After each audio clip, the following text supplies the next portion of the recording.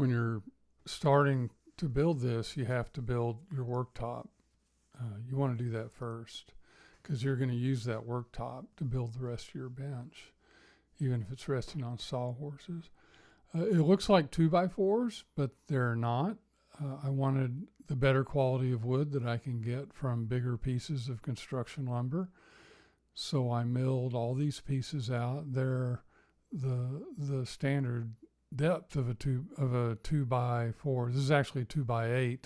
I cut these out of a 2x8, and they're about a little over 3.5 inches deep. You'll see there's a lot of gaps in there, and that's because these pieces are not flat. They look flat when you buy them, but they're not.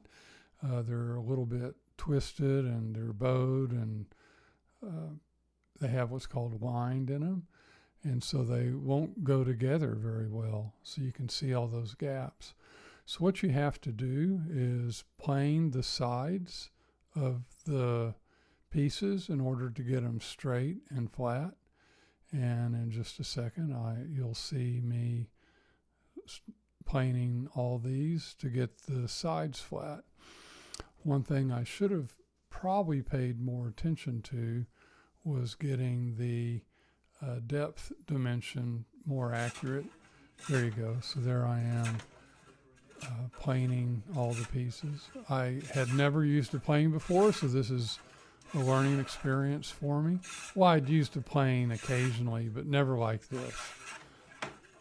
So there I am, and they're showing the glue up.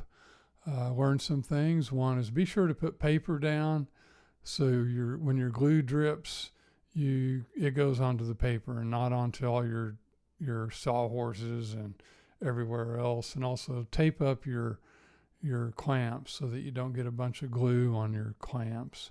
The bottom clamps is where the glue will fall down onto them, and it's a mess to clean up. You'll see I should have paid more attention to getting the depth of these boards, and it would have saved me a lot of time on planing.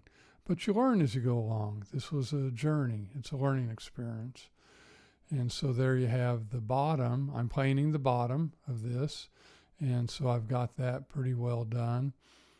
You'll see it's pretty flat, and it's good enough for the bottom of the workbench.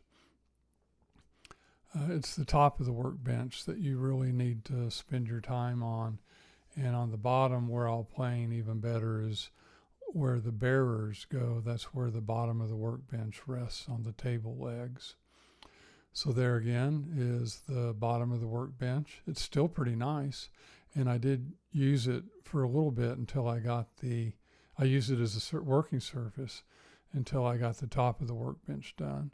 It is resting on the top, so you can see how uneven all those boards are, the pieces of wood are. So then I have to go plane all that.